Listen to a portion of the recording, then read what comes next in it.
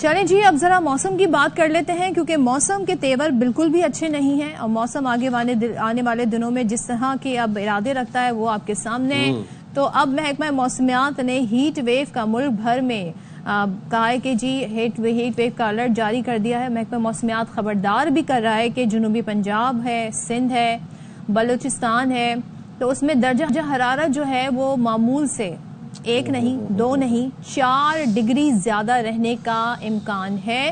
سو اب اس میں بالائی پنجاب بھی آ رہا ہے، کے پی بھی ہے، کشمیر بھی ہے، گلگت بلتستان میں یہاں پر 5 سے 7 ڈگری زیادہ رہ سکتا ہے۔ چلیں جی، بات بھی کر لیتے ہیں پھر ہمارے ساتھ موجود ڈپٹی ڈائریکٹر محکمہ موسمیات انجم نذیر زیغم صاحب۔ بہت شکریہ انجم صاحب، آپ نے ہمارے پروگرام کے لیے وقت نکالا۔ انجم صاحب، اس ہیٹ ویو سے سب سے زیادہ کون سے علاقے متاثر ہوں گے، پہلے تو یہ بتا دیں۔ جی بہت شکریہ۔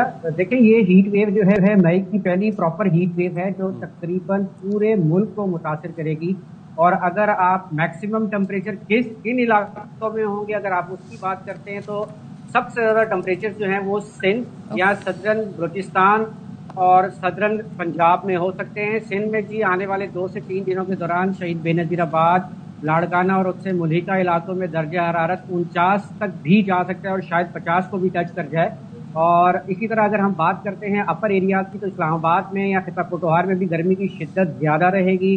اسی طرح جی بی اور بلائی کے پی کے میں بھی جو ہے وہ گرمی کی شدت زیادہ رہے گی، جس کی وجہ سے جو پہاڑوں پر موجود برف ہے وہ تیزی سے پگھلے گی اور آپ دریاؤں میں جو ہے وہ فلو بڑھ جائے۔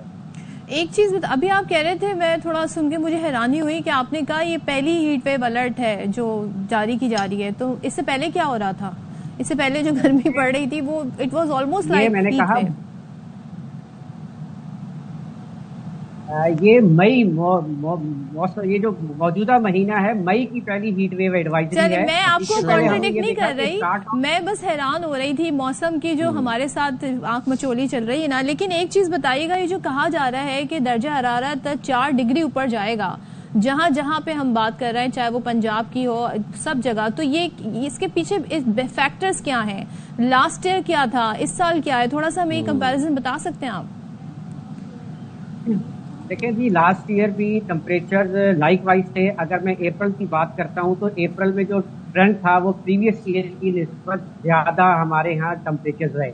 تاہم جب مئی کا آغاز ہوا تو آپ نے یہ دیکھا کہ مئی کے آغاز سے لے کر پچھلے 2 روز تک جو ہے وہ کنٹینیو جو ہے وہ مغربی ہواؤں کا سلسلہ جو ہے وہ جاری تھا، ملک کو گاہے بگاہے متاثر کرتا رہا ہے، اور ملک کے کافی علاقوں میں بارش ہوئی، جس کی وجہ سے جو ہمارے مئی کے ٹمپریچر سے ان دا کمپیریزن آف پریویس ایئر وہ کم رہے۔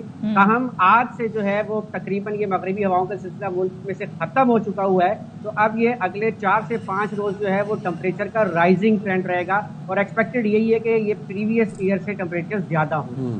اور انجم صاحب، اب جس طرح ناردرن ایریاز کی بات کی جائے تو درجہ حرارت جب بڑھے گا تو گلیشیئرز میلٹ ہونے کے خدشات بھی موجود ہیں، اور اگر ہیں تو فلڈنگ کا کوئی خدشہ موجود ہے؟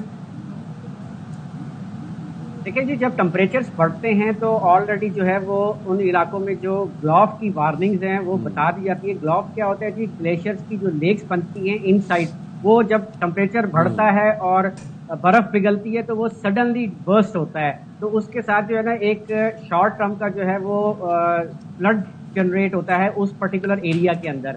اس کے ساتھ ساتھ جنرلائز اگر ہم بات کرتے ہیں تو تقریباً پہاڑی علاقوں میں ٹمپریچر زیادہ رہیں گے، جس کی وجہ سے جو آپ کا میلٹنگ ریٹ آف سنو ہے وہ بڑھ جائے گا، اور جو دریا ہیں ان میں پانی کا بہاؤ بڑھ جائے گا۔ ٹھیک ہے، بہت شکریہ۔